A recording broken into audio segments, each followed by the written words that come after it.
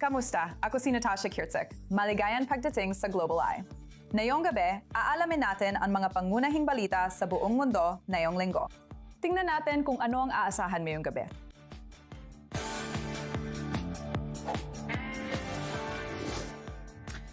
Matatapos pa ba ang digmaan ng Russia at Ukraine? Habang nagbabarilan ang magkabilang panig, lumilitaw ang tanong kung sino ang may kalamangan. At yan ang ating pagdedebatehan ngayon. Mamaya, kung nag-aalala kang kakayanin mo ang presyo ng susunod mong tiket sa eroplano, hindi ka nag-iisa. Pinapawi ng EasyJet ang takot sa kakulangan ng gasolina ngayong tag-init, iginiit na walang panganib sa kabila ng kaguluhan sa merkado ng langis dahil sa tensyon sa gitnang silangan. Kinasuhan ng US si Raul Castro, leader ng Cuba, ng pagpatay habang hirap sa pananalapi ang Cuba dahil sa bagong parusa ng Amerika. Nasa amin ang lahat ng detalye.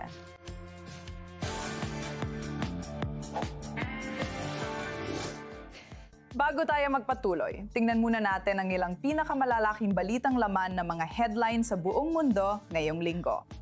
Ang sakuna sa minahan sa Hilagang China ay itinuturing pinakamatindi sa 17 taon matapos mamatay ang hindi bababa sa 82 katao sa pagsabog ng gas sa minahan ng karbon. Sabi ng awtoridad, nagulo ang bilang dahil may 247 manggagawang nasa ilalim ng lupa nang sumabog noong huling bahagi ng Biyernes. 12 nang iba pang nasugatan at may 2 nawawala. Sa ngayon, ilang opisyal ng kumpanya ang inilagay sa detensyon at iniimbestigahan na sila. Nanawagan ang Beijing ng kumpletong investigasyon at muling pagsusuri sa kaligtasan matapos balaan ng state media ang tungkol sa mapanganib na presyur na unahin ang produksyon kaysa kaligtasan sa industriya ng carbon ng China. Samantala, nagsagawa ang mga eroplanong militar ng Amerika ng bihirang ehersisyo sa himpapawid ng Caracas. Ito ang unang ehersisyo mula nang paalisin ng US si Pangulong Nicolas Maduro sa Venezuela ngayong taon. 2 Osprey aircraft ang lumapag malapit sa muling binuksang US Embassy habang may mabilisang pagsasanay sa paglikas ayon sa mga opisyal. Ngayon, sinasabi ng Washington na ito ay tungkol sa kahandaan at pagpapatatag ng bansa sa ilalim ng bago nitong pampulitikang kaayusan. Sa aktwal, iba ang dating ng mga eroplanong Amerikano na lumilipad sa ibabaw ng kabisera at may ilang Venezuelan na di gusto ang pagpapakitang lakas na ito. Sa Europa, tensyonado ang Serbia habang 10,000 ang nagpoprotesta sa Belgrade at nagiging marahas na ang mga ito. Ang isang protesta na pinamunahan ng mga estudyante laban sa pamahalaan na tumututol sa 12 taon ng kanunungkulan ni Pangulong Alexander Vučić ay nauwi na ngayon sa sagupaan laban sa mga riot police. Nagpakawala ng tear gas at stun grenades ang police habang naghagis ng flares, bote at bato ang mga nagpoprotesta. Nagsimula ang kilusan 18 buwan na ang nakalipas matapos ang isang nakamamatay na pagguho ng istasyon ng tren na pumatay ng 16 katao at nagdulot ng galit sa katiwalian at kapabayaan ng Estado. Nailapit na ng SpaceX ang pinakamakapangyarihan nitong rocket sa bingit ng komersyal na paggamit, ngunit hindi ito nagtapos ng tahimik. Noong Biyernes, inilunsad ng kumpanya ang ika-12 test flight ng Starship mula Texas. Pinadala ang malaking rocket sa kalawakan para sa mahalagang pagsubok. Natapos ang misyon sa kontroladong paglapag sa dagat sa Indian Ocean na sinundan ng malaking pagsabog. Pero sa kabila nito, tinuturing ng SpaceX na isang mahalagang hakbang pasulong ang pagsubok na ito para sa ikatlong bersyon ng Starship. Bagong sistema ito na ginawa para madalas makapagpalipad ng Starlink satellites at magpadala ng mga susunod na misyon ng NASA sa buwan. At ngayon, narating na natin ang tuktok.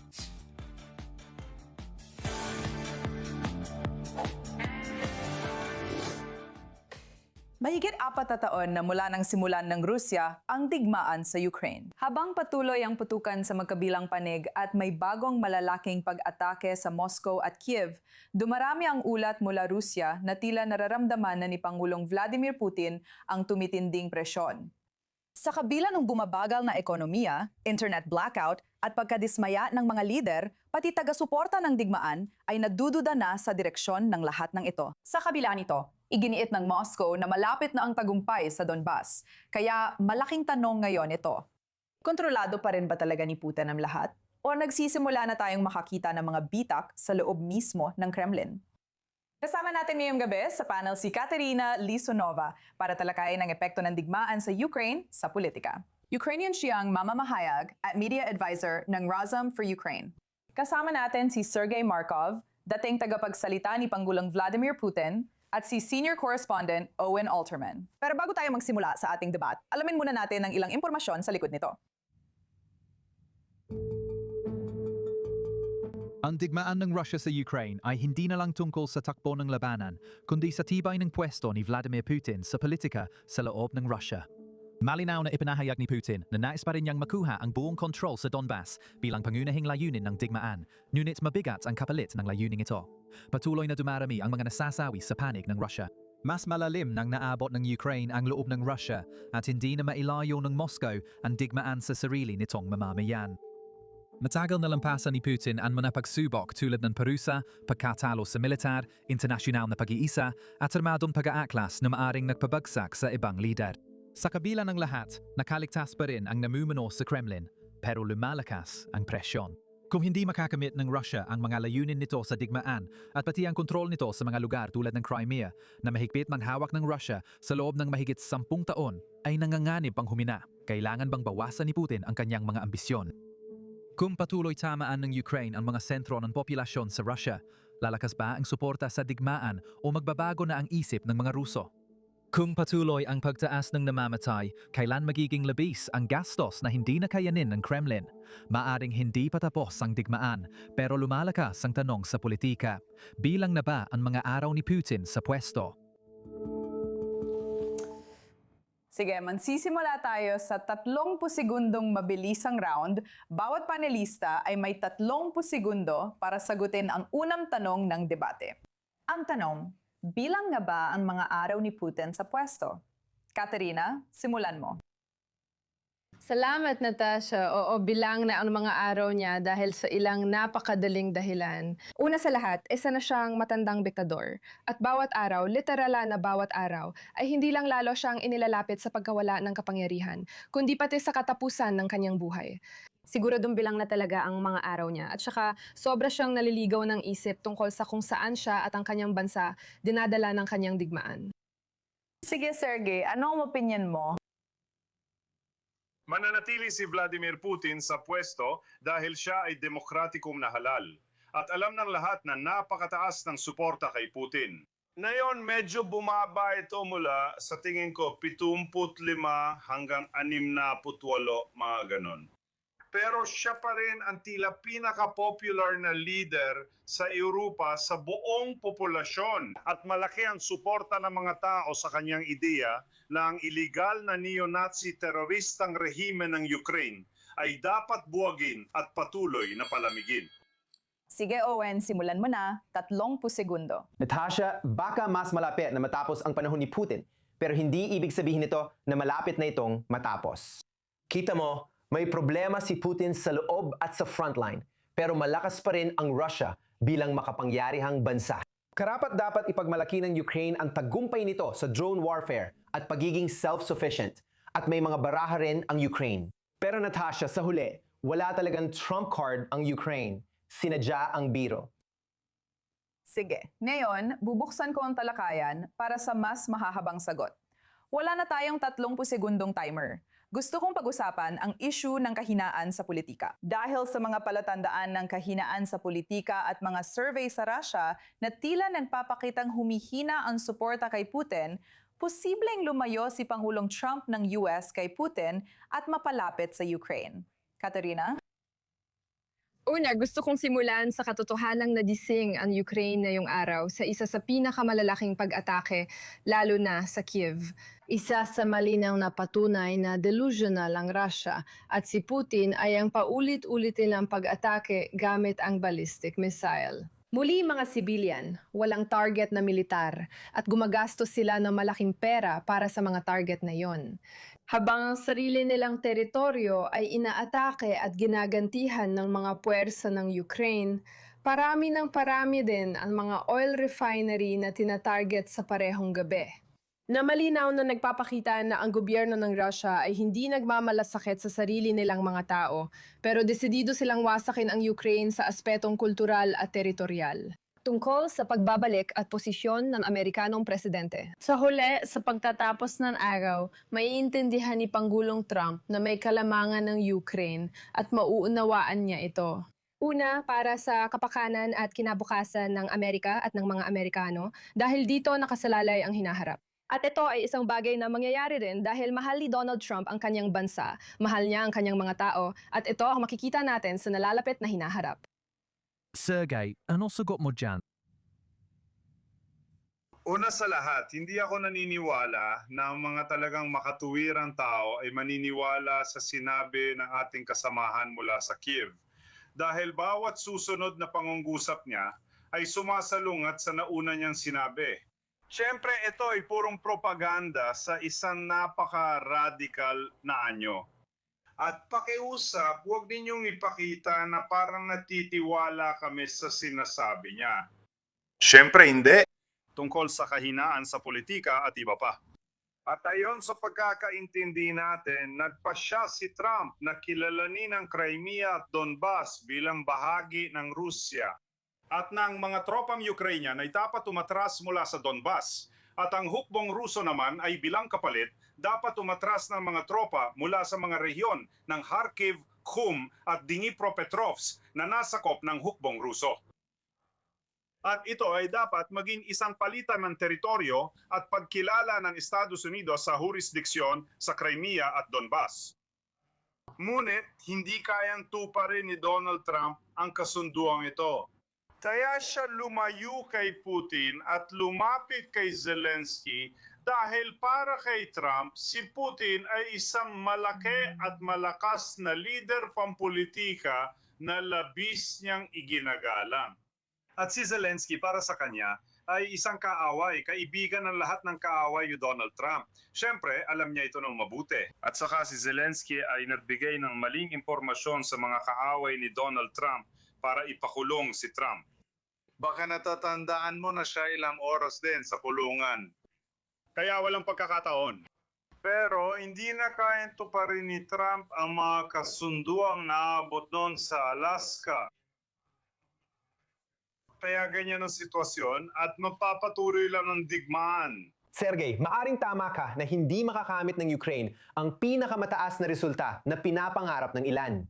Kamakailan lang dahil sa tagumpay sa paggamit ng mga drone at pagtulong sa mga bansa sa gitnang silangan at mas pagiging sapat sa sarili pagdating sa mga armas, ang Ukraine sa isang banda ay kumukuha ng aral mula sa karanasan ng Israel, natutunan kung gaano kahalaga ang palagin ang sariling industriya ng depensa, maging sapat sa sarili. Kahanga-hanga ang nagawa ng Ukraine, samantalang hindi dapat asahan ng Russia ang pinakamahusay na resulta. Tingnan mo ang araw-araw na buod mula sa Institute for the Study of War. Kahapon, parang malungkot na pelikula tungkol sa digmaan. Patuloy na sumusulong ang puwersa ng Ukraine sa likod ng depensa ng Russia. Ayon sa ulat, binabanggit ng mga Russian military blogger kung paano pinalalaki ng mga opisyal ng Russia ang kanilang tagumpay sa labanan. Pinag-uusapan din doon kung paano nakakaya ng mga Ukrainian umatake sa loob ng Russia, kabilang ang mga planta ng chemical at infrastruktura ng lanis. Kahanga-hanga ito. Sa kabilang banda, ang hindi nabanggit sa ulat ay yung narinig natin dati. Ang mga pag-atake ng Russia sa Kyiv, kabilang ang sinabi ni Ilya Ponomarenko ng Kyiv Independent na pag-atake sa Chernobyl Museum. Masakit sa puso, makita ang pagkasira ng mga bagay na yon, lalo na't posibleng may mga napatay na sibilyan. Nagbabala rin si Volodymyr Zelensky sa intermediate missile attack ng Russia sa Kyiv. Ang punto, ipinakita ng bawat panig na kaya nilang ipaglaban ang kanilang posisyon, kaya nilang bumaril at kaya pa rin nilang lumaban. Malaking tagumpay ito para sa Ukraine sa 4 na taon, pero hindi pa ito ang pinakamataas na posibleng makuha.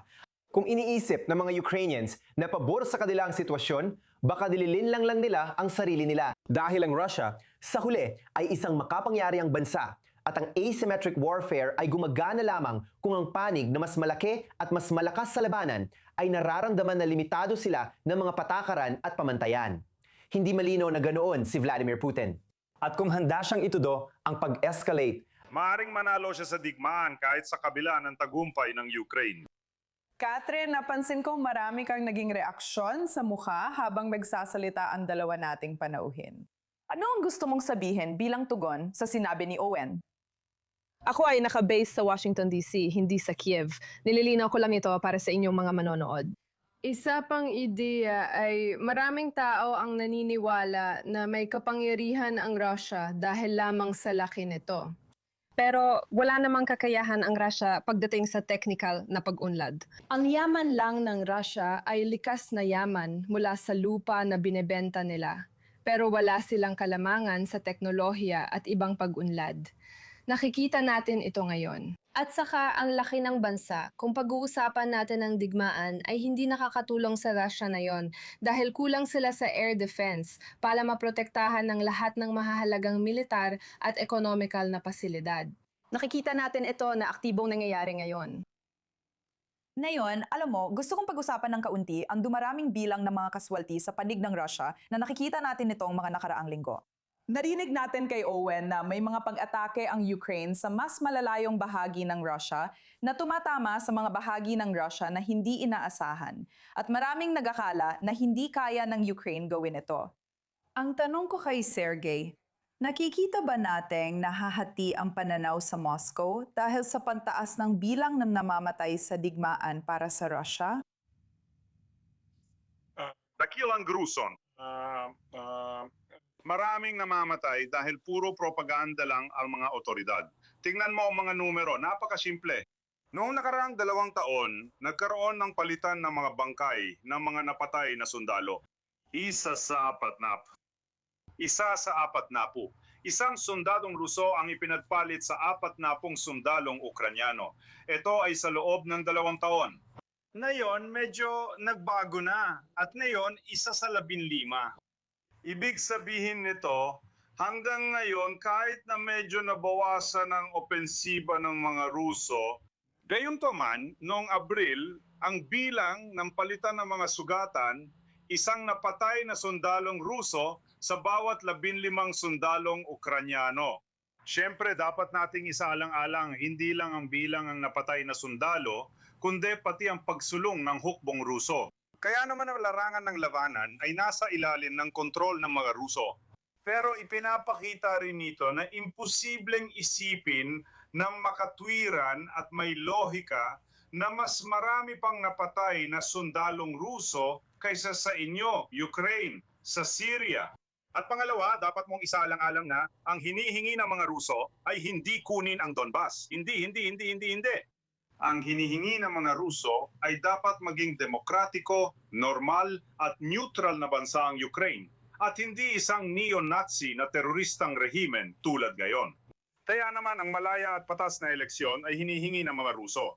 Itigil ang pampulitikang panunupil laban sa mga Orthodox na Hudyo. Orthodox na Hudyo, hinihingi ng mga Ruso. Sergey. Itigil ang pampulitikang panunupil laban sa wikang Ruso na siyang katutubong wika ng 70% ng mga Ruso. Sige? Sergey, gusto kitang tanungin ng isang bagay. Sige. Si.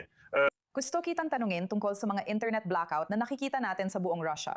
Kung itong mga, alam mo, bilang ng mga nasawi na iniuulat ay sa totoo lang, hindi totoo. Bakit marami ang internet blackout sa Russia na nagpapahirap sa mga karaniwang Ruso na ma-access ang mainstream media sa buong mundo pagdating sa nagpapatuloy na digmaan? Hindi bumaba ang bilang ng mga nasawing Russian, pero mas maliit ito kumpara sa bilang ng mga nasawing Ukraine. Dapat kong tandaan na mayroong Russia, pero hindi lang ito tungkol sa bilang. Bakit nga ba natin nakikita ang mga internet blackout na ito? Oo, ipinaliwanag ko na, ang bilis.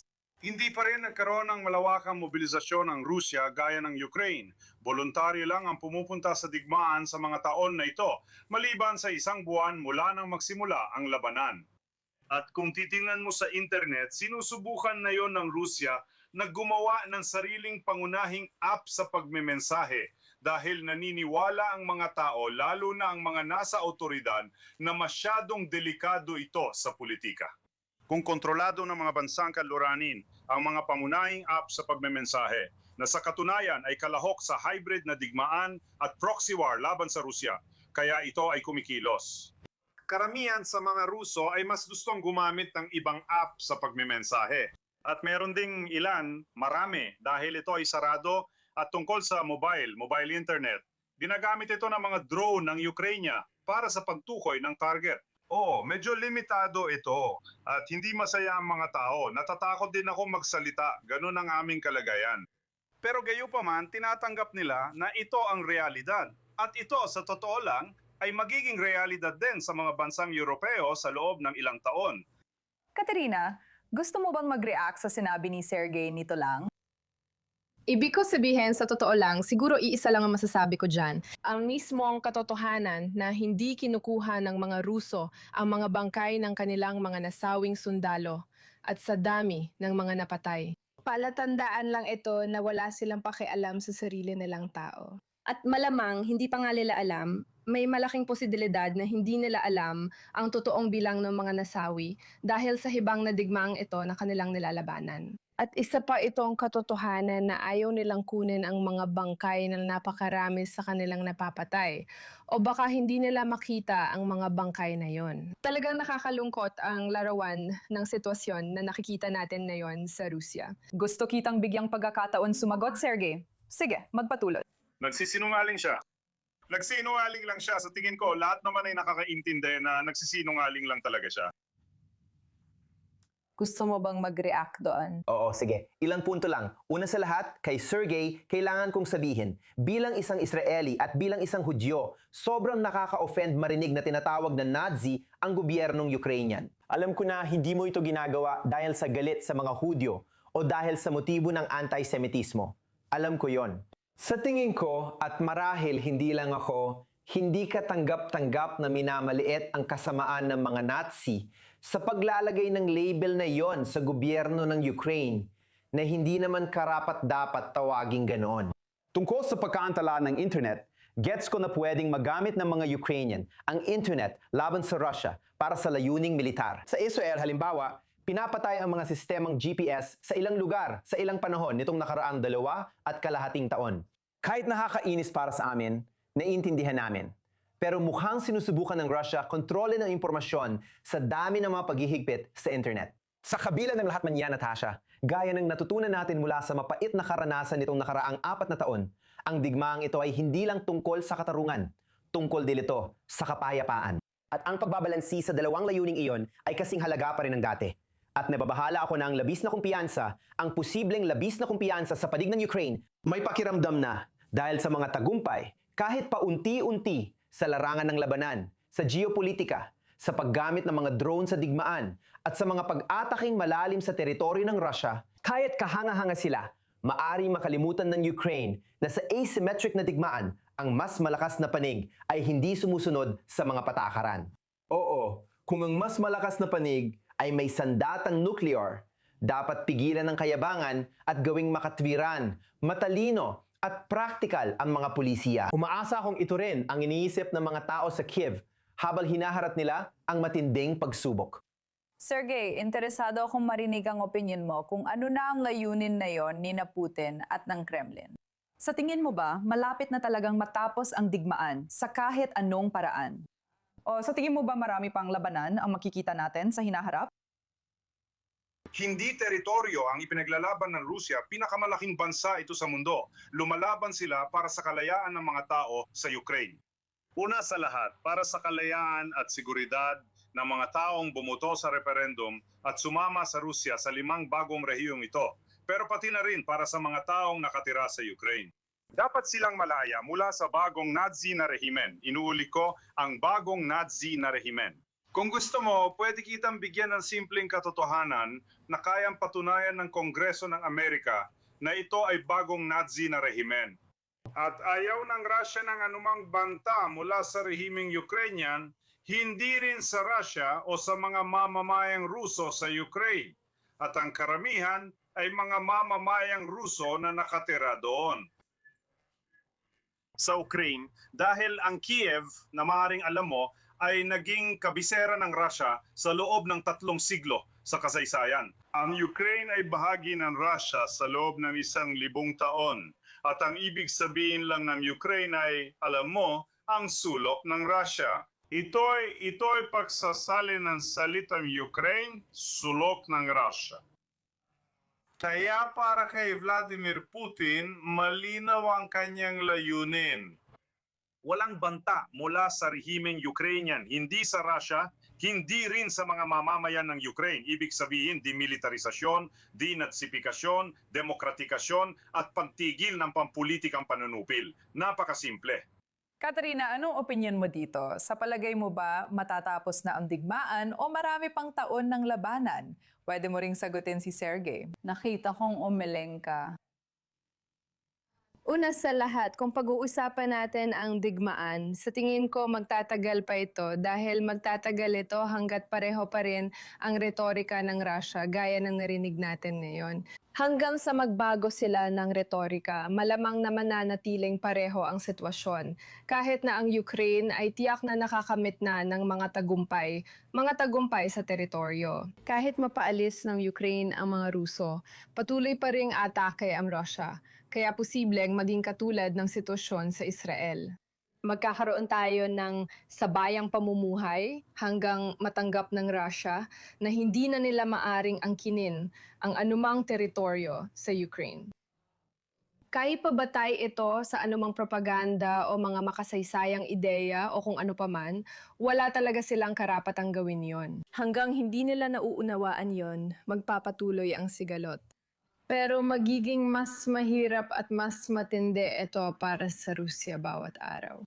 Ang masasabi ko lang ng sigurado ay alam ko dadami pa ang mga pag-atake, mga drone attack sa Rusya, mga ganting pag-atake bago matapos ang taon. Mas malalaki at mas dadami pa ang mga casualty sa panig ng Rusya. Pero ito ang makikita natin bago matapos ang taon. Maiintindihan ba ng Rusya sa katauhan ni Putin iyon at ililigtas ang kanilang mga tao o hindi?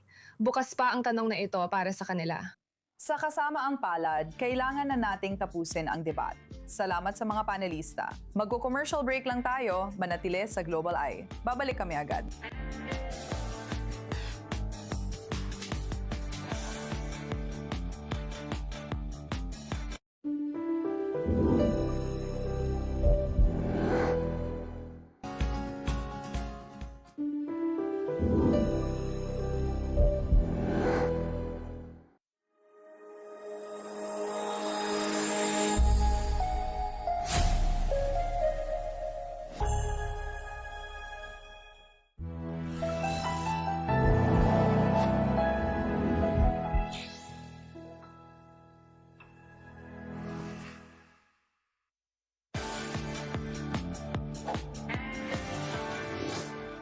Balik po tayo sa Global Eye. Ako si Natasha Kirchik. Salamat sa patuloy ninyong pagsama sa amin.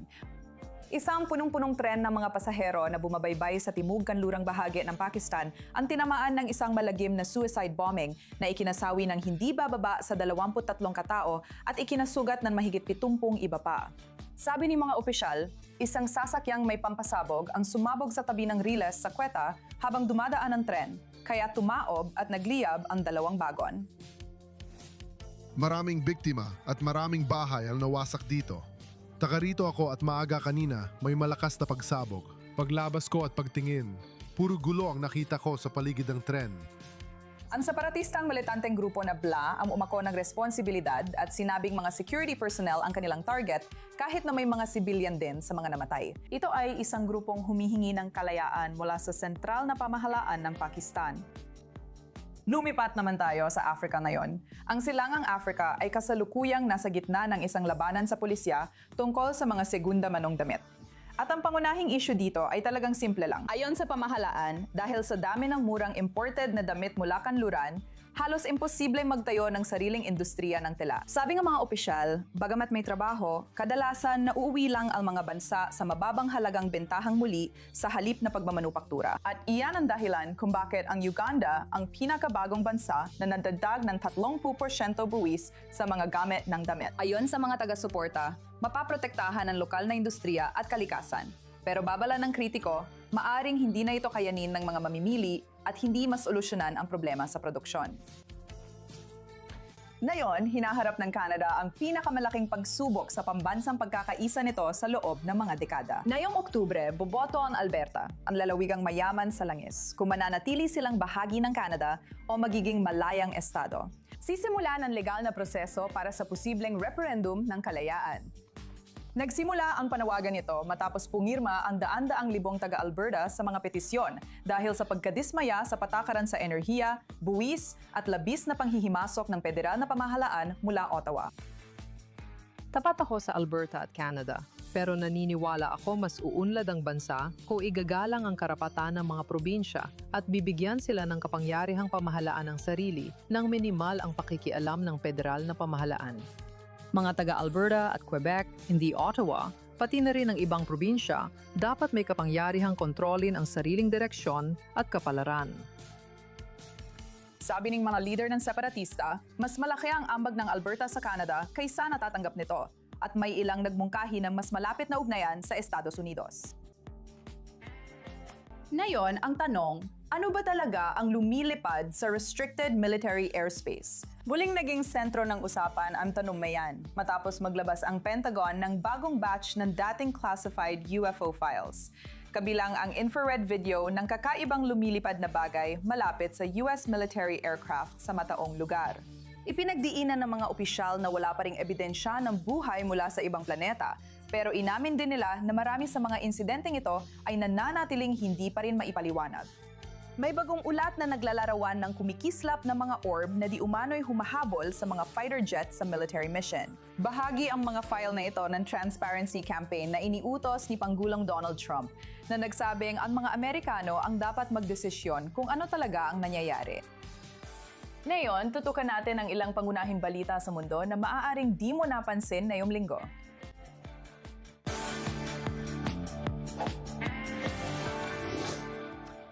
Noong nakaraang linggo, nagawa ni Xi Jinping ng China na makipagpulong kay Pangulong Donald Trump ng US at kay Vladimir Putin ng Russia sa loob lang ng ilang araw. Isang bagay na bihira sa mga lider ngayon. Ngayon, ayon sa ulat, maaring bumisita ang Pangulong Chino sa North Korea para sa summit kay Kim Jong-un na mapapalakas sa papel ng Beijing sa pandegdigang diplomasya. Ngayon, nakakaintriga ang timing dahil pilit ipinapakita ng China na sila lang ang malaking kapangyarihang kayang makipag-usap sa lahat. Washington, Moscow, Tehran, Pyongyang. Habang lalo pang magiging hati-hati at pabago-bago ang mundo, may mga tunay na estratehikong tanong sa likod ng simbolismo. Gaano kalaki ang impluwensya ng China sa Hilagang Korea? Kasama natin si Pyotr Kursin, dating UN opisyal at eksperto sa geopolitika. Tinanggap na ni Xi Jinping sina Trump at Putin, posibleng magkita rin sila ni Kim Jong-un sa lalong madaling panahon. Ano sa tingin mo ang mensaheng gustong iparating ng China sa pamamagitan ng paglalagay ng sarili nito sa sentro ng lahat ng mga ugnayang ito ng mga makapangyarihang bansa sa mundo? Ikinagagala o makasama kayo. Sa tingin ko, laging interesante na subukang intindihin kung ano ang tumatakbo sa isipan ng isang tulad din na Xi Jinping, Putin at Trump. Ito ang kinatawag nating malalakas na leader, mga may kakayahang mamuno sa sentralisadong pamahalaan o tulad ni Trump, nais maging ganoon. Sa tingin ko, para kay Xi Jinping, karamihan dito ay naguugat sa kanyang ideya ng pambansang muling pagsigla, ang ideya na kailangang maibalik ng China ang dating kaluwalhatian nito matapos ang siglo ng kahihiyan. At si Xi Jinping ay isang taong lumaki noong panahon ni Mao Zedong at ng Great Leap Forward. Nakita niya ang China sa isang napakahirap na yugto.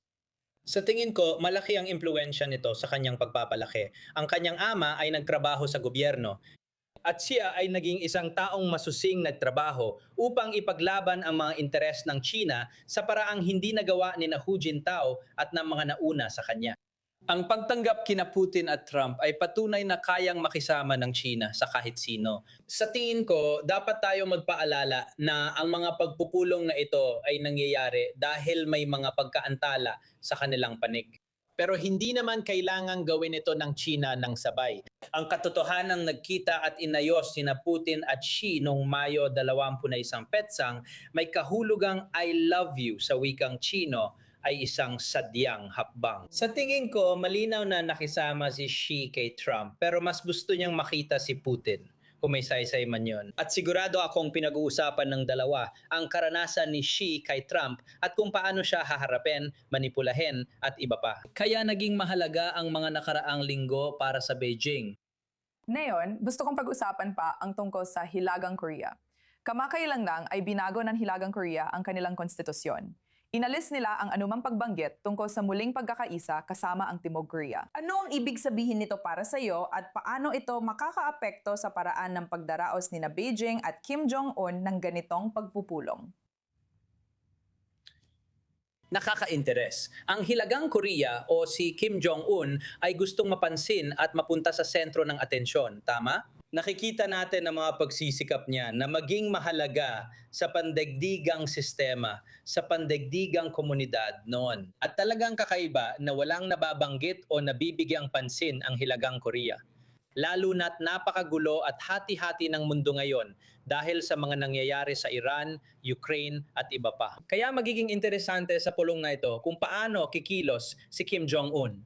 Lalo na't hindi nakatutok ang atensyon sa Hilagang Korea nitong mga nakaraang panahon. Kaya sa tingin ko, isa talaga sa mga bagay na dapat abangan ay kung paano siya umasta. Yun lang. Pero may kaunting detalye bago ako tumungo sa Tsina mismo. At ito ay ang relasyon ng Russia at Hilagang Korea ay lumalim ng napakabilis at matindi nitong mga nakaraang taon. Kasangkot ng husto ang mga Hilagang Koreano sa digmaan ng Russia kahit matagal itong itinanggi ng mga Ruso. At naging malinaw na 10,000 Hilagang Koreano ang aktwal na tumutulong at nasa mismong harap ng labanan, hindi lang simboliko o lohistikal. Sa Kursk, nakuha ng mga Ukrainiano ang malaking bahagi ng teritoryo ng probinsyang iyon sa Russia. Hindi talaga gusto ng China ang relasyong ito. Status quo power ang China. Sinasabing nakikinabang ito sa kasalukuyang internasyonal na sistema kahit pinipilit itong baguhin ito ng bahagya para pahinain ang hegemonya ng Estados Unidos.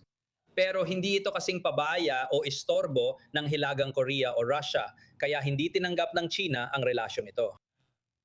Kaya pagdating sa Artikulo 2 na tumutukoy kung paano binibigyang kahulugan ng Hilagang Korea ang teritoryo, ito ay isang malaking pagbabago na sa tingin ko ay hindi masyadong nababalita sa paraan ng pagtingin ng Hilagang Korea sa muling pagkakaisa sa Hilagang Korea. Problema ito para sa Sina dahil ayaw nito ng atensyon at kaguluhan sa sarili nitong hangganan. May sariling suliranin, ngunit naroon pa rin ang epekto ng Iran, Rusya at pandaigdigang pagbagsak ng ekonomiya na sinusubukang kontrolin ng China para sa sarili nitong interes. Kung magiging problema ang Hilagang Korea, panibagong sakit ng ulo ito para kay Xi Jinping. Sige, gusto kong magpasalamat sa iyo, Pyotr, sa pagsama sa amin at pagbabahagi ng iyong pananaw. Napaka-interesante. Kailangan nating maghintay at tingnan kung talagang mangyayari ang pagpupulong na ito.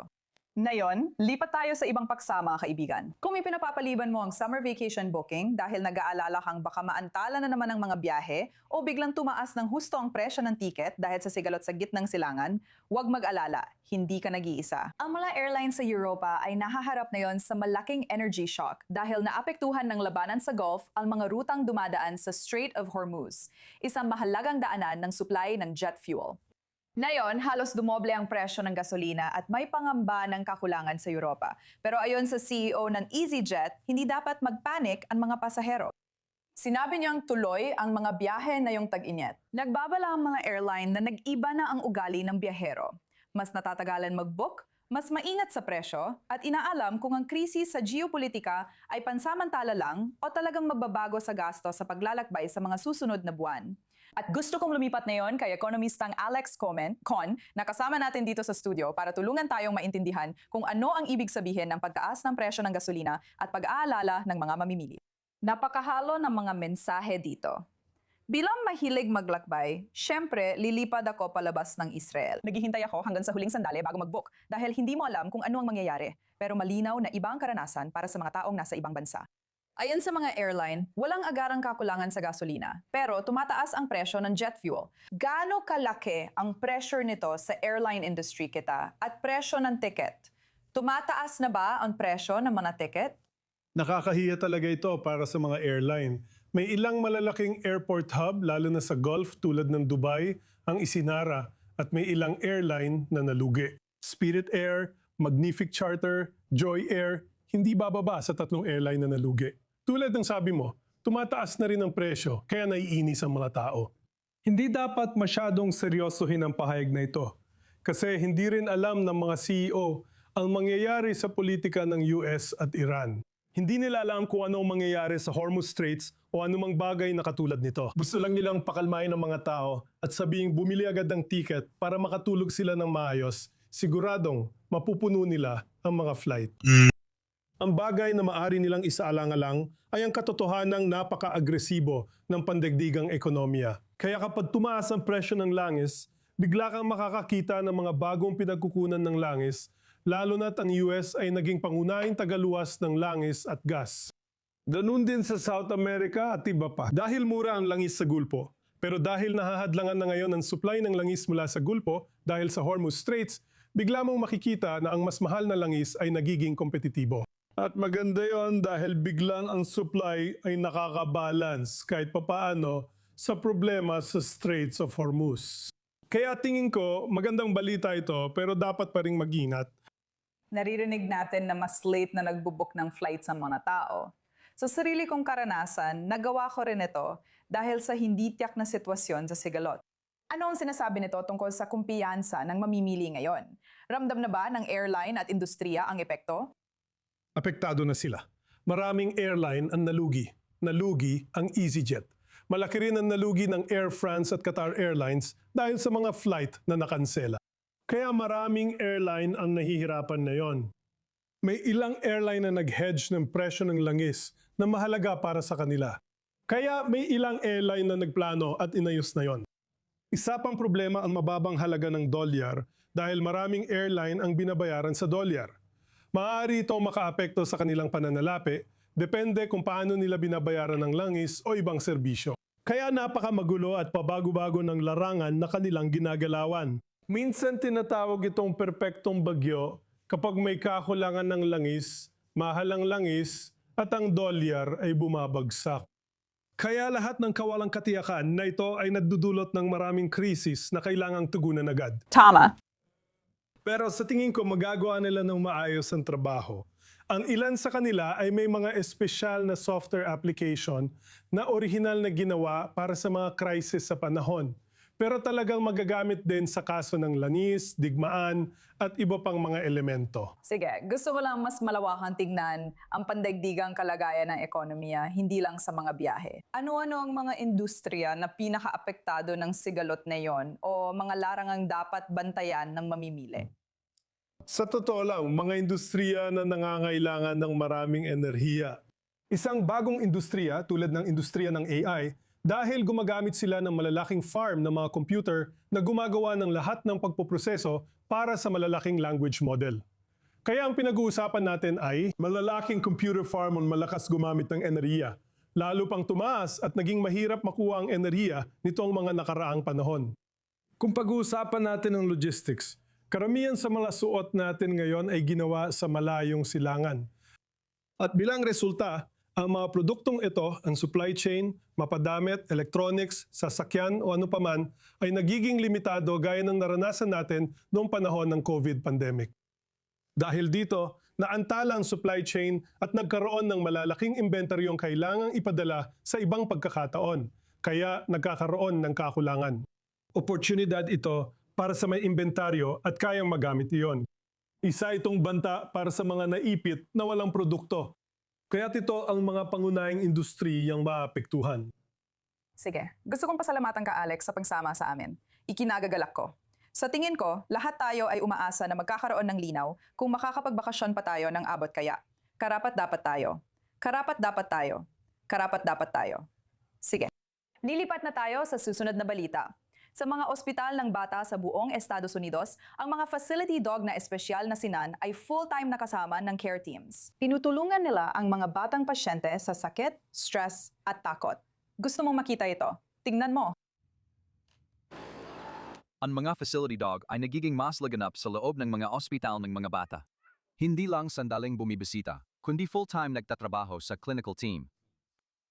Sa Mount Sinai Kravis Children's Hospital sa New York, sina Ice at Summer na mga aso ay kasama sa programang nagpapagaan ng karanasan ng mga batang pasyente sa ospital.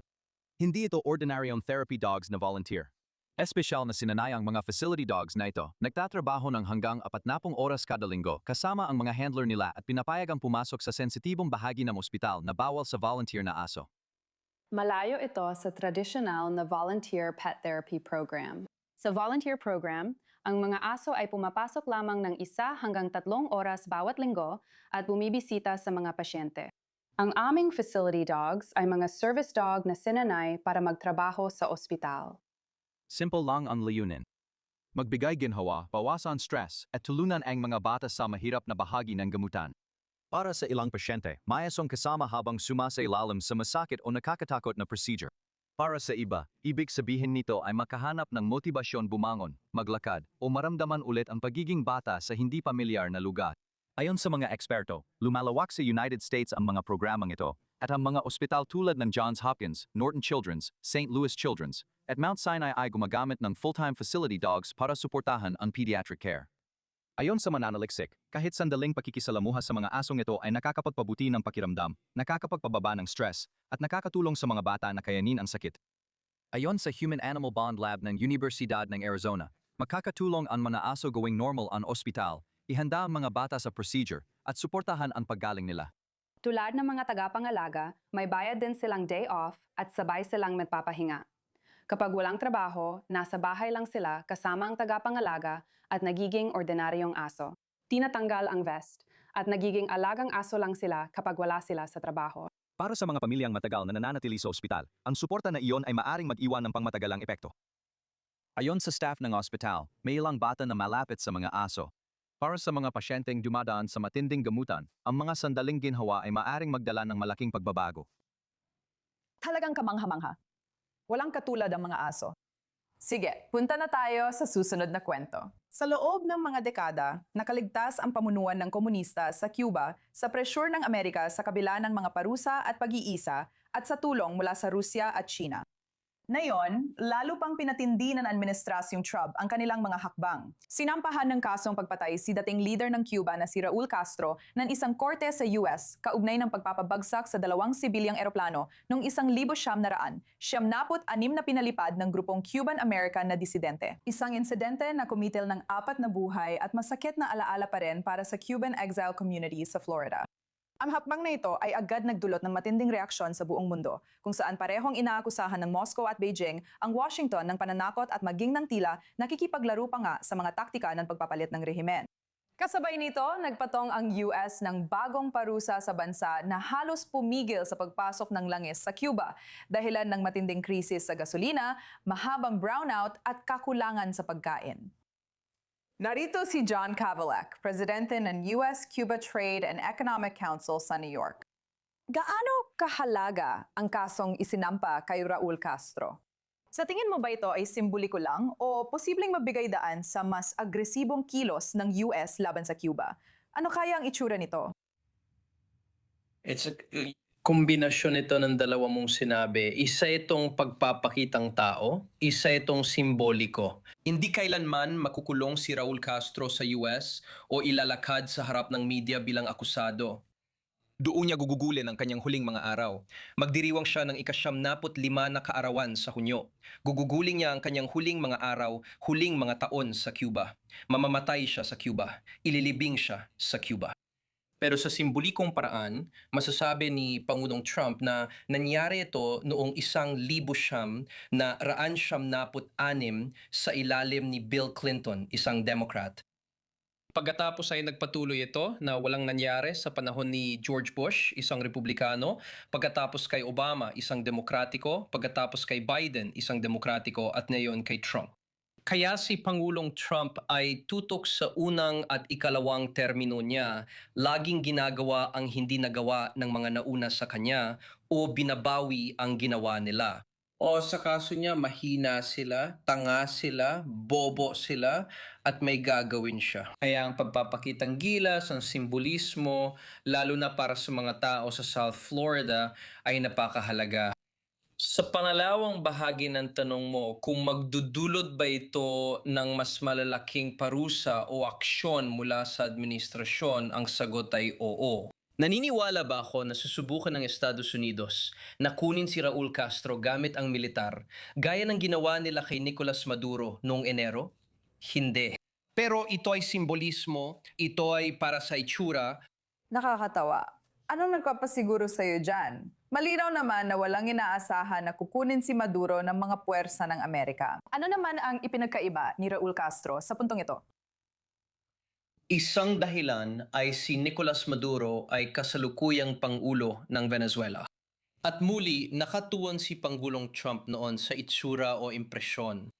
Si Nicolas Maduro ang Venezuela. Ang Venezuela ay si Nicolas Maduro. Malaki siya, magalaw siyang kumilos, suot niya ang mga kakaibang kasuotan.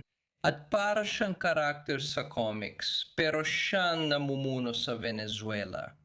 Kaya ginugol ng presidente ang ilang buwan sa pagbuo ng armada sa baybayin ng Venezuela. Pumasok, dinakip siya at ngayon ay nasa holding center na siya sa New York. Hindi na pinuno ng estado si Raul Castro. Nagretiro siya noong 2008, pasensya na, 2016 pala. Alam mo, dati siyang ministro ng depensa pero nagretiro na siya. Ngayon, hindi mahalaga sa mga tao kung nagretiro na siya. Siya pa rin ang namumuno at may kontrol sa bansa, pati na ang pamilya niya. Pero pupuntahan mo at huhulihin ang 95 taong gulang na lalaki na hindi pinuno ng estado o gobyerno dahil sa nangyaring insidente. 30 taon na ang nakalipas. Malaki ang kakailangan ng rekurso para rito. At ang tanong, sa Venezuela, sinabi ni Pangulong Trump, kukunin natin ang langis. Tama. Sa Cuba, parang pampolitikang pagkalugi lang ito. Kukunin mo ang utang. Sa tingin ko, bahagi yan ng pag-aanalisa ng sitwasyon. John, ang huling tanong na gusto kong itanong sa'yo ay kung sa tingin mo ba ay nag-aalala si Trump tungkol sa isang crisis ng mga migrante kung tuluyang bumagsak ang Cuba dahil sa blockade at mga parusa ng US na nakikita natin? Hindi talaga. At ang dahilan ay tinitingnan ng Pangulong ito ang imigrasyon bilang isang sandata. At handa siyang gamitin ang kahit ano at lahat ng nasa arsenal ng militar ng US. Ibig sabihin pati ang US Navy, US Coast Guard. Kaya kung ang gobyerno ng Cuba ay sadyang gagawin ito o bilang resulta ng kasalukuyang mga pulisya ng gobyerno ng Cuba at ng mga karagdagang parusa ni Pangulong Trump. Kung magkaroon ulit ng gaya ng Mariel boat lift noong 1972 o Balsero crisis sa panahon ni Bush, na ang panggulong ito ay magpapadala ng Navy at Coast Guard sa kipot ng Florida at palalayasin nila silang lahat pabalik. Kaya wala nang ganong kasangkapan ang gobyerno ng Cuba at para kay Pangulong Trump, para itong kryptonite. Alam mo, sasabihin niya parang, sige, subukan mo lang. Sige, subukan mo dahil ipapakita kong lahat ng live footage na pinapabalik namin ang mga tao. Hindi mahalaga kung saan sila galing. Kung hindi sila legal dito, hindi sila makakapasok kahit ano mangyari. Hindi rin ito magagamit ng gobyerno ng Cuba bilang sandata. Sige, gusto kitang pasalamatan, John, sa pagsama sa amin. Napaka-interesante ng iyong pananaw. Kailangan na nating magpatuloy sa susunod nating kwento. Nakakaiba. Isang bihirang albino na kalabaw na pinangalanang Donald Trump ang naging viral na atraksyon sa Bangladesh bago ang Eid al-Adha. Panuorin ito.